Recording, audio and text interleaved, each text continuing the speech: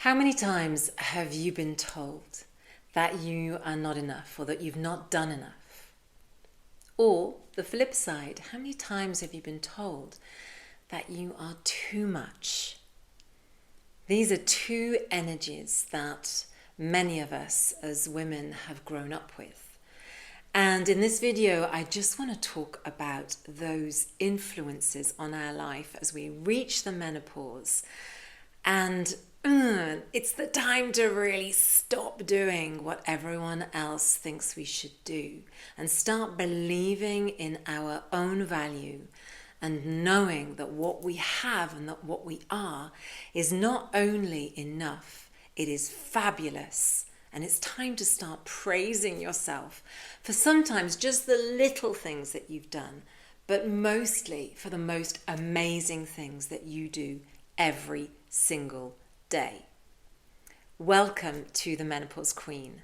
My name is Charlotte Saint-Jean and I am in my mid-50s, and I have started this channel and this program to speak to women who are potentially coming into this era or are firmly in it and are struggling maybe with it because you are suddenly coming up with all of these feelings of anxiety, of doubt, of lack of confidence, of frustration, of stress, of anger, of fatigue, of generally thinking, oh my God, I'm just not enough. I can't actually pick up the pieces of my current life and deal with them. I am not able to actually be the person that I have been for many, many years. This role I have, I don't think I can do it anymore. If this speaks to you, then believe me, you are not alone and you are not going mad. So in this video, I want to tackle this on various levels. So firstly, this energy of being told that you're not enough. Now, or could do better is another way of putting it. Could do better. And it sits with you, doesn't it? I could do better.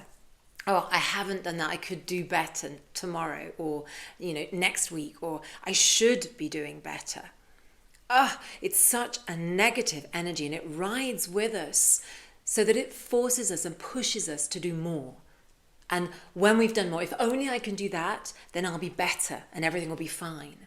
When clearly that's just not the case. It's just not true, is it? And how many times as well have you been told that you're too much? That you're too loud, that you're too happy, that you're too sad, that you're too directive, you're too forceful, you're too this, you're too that. How many times have you been told that? I've been told that so many times in my life. And in my younger years, in my teen years and in my 20s, I definitely tried to fit in, do the right thing, wear the right clothes, do everything that was expected of me. And no matter how much you try and how much of a wild child you think you are, and believe me, I have gone so against the grain. I married a guy 21 years older than me who was a ski instructor. I ended up in the French mountains. I ran my own business in the south of France, in a really remote part of France. I brought my children up there. I was pretty much barefoot for about 10 years of my life. And still, I felt obliged to justify what I was doing, to put into socially acceptable boxes what my job was. When seriously, sometimes I didn't even know what my job was. We are so conditioned to try and be and do more. And yet when we're told we're doing too much, to back away and to try and be someone that we're not. So we get to the menopause and we've been all these different things and these different people, and we've been bloody amazing up until this point. I'm just going to put it out there. We have been bloody amazing up until that point. But you get to a point where you go, this isn't me. This isn't what I want to be doing. I don't know if you've had this moment. I definitely have, where you have a sit down on the floor in a darkened room and go, oh my God, I can't do it. I can't actually pick up the pieces of my current life and continue in the role that I have created for myself. I can't do it anymore. Years ago, I dated a guy and I was with him for a reasonable amount of time. And when I first got together with him, he was just coming out of a depression and he was still on some medication, and he talked to me quite a lot about this whole period of his life. And in fact, he'd had a burnout. He was exhausted, and it kind of went into a cyclical effect of lack of sleep, of doubt, of chaos in his life, basically, until he reached the point of exhaustion and he burnt out totally. And a burnout is very similar to going a little bit nuts, a little bit mad. And I remember him saying, I actually thought when they took me into hospital and they put me in this room with what I could see were fairly mad people, I thought, well, that's it. I've got to start all over again now.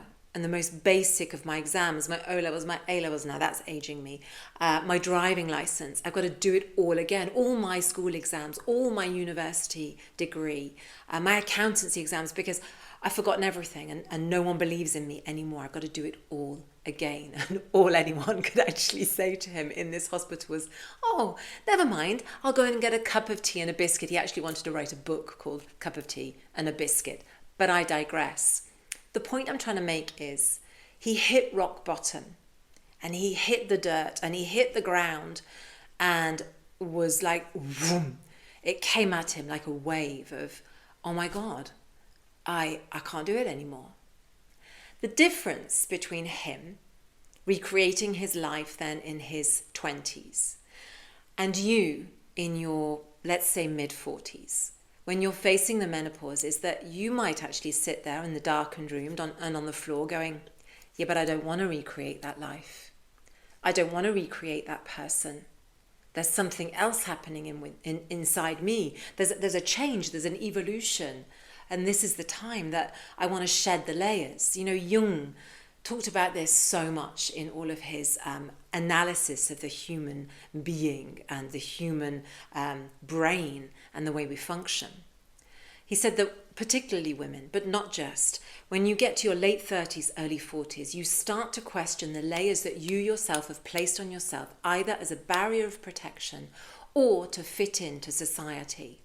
And as women, and I'm not going to sort of say of my age, because I believe it is of all of our generations watching this video now, as women, we are expected to be little men. And this isn't pejorative against men. I love men, and I think male energy, female energy, super important in each of us. But I think we've been very much trained to be little men, expected to just linear go forwards and to carry on and to be what we're supposed to be, like warriors, you know, but not in the savage, wild sense. But there comes a point where you turn around and go, no, I don't want to be that person anymore. I can't be that person anymore. I'm fucking exhausted. I can't keep up the pieces of that anymore. I really can't. I need to be myself. And I need to be free from that. But B, I need to come back to being who I knew I was meant to be on this earth. This is a shedding of layers. This is a listening to your intuition and coming back in and going, what do I want for the second chapter of my life? What is the energy I wish to be spreading out there? What is the energy I wish to be incarnating in here? What is the magic that I want to be manifesting? And I want to be able to celebrate my small victories every day, because believe me, you are making magic. You are working miracles. You are incredible just as you are. Even if you don't feel it right now, you have an incredible talent. You sometimes just need to be told that you do. I remember when I was a young mother. It was my first child, and my first child is in her 20s now. So that shows you the age gap. But I do remember congratulating myself on certain days for having taken the bins out. Such a simple act. But when you are in the thick of something, whether that be depression, whether that be the menopause, whether that be, early motherhood, whatever it happens to be, please celebrate the small victories. And the bin was like 50 meters from my house, just to give you some context. But I was so pleased with myself that I'd made it out the house. I'd separated myself from my baby and I'd made it to the bins.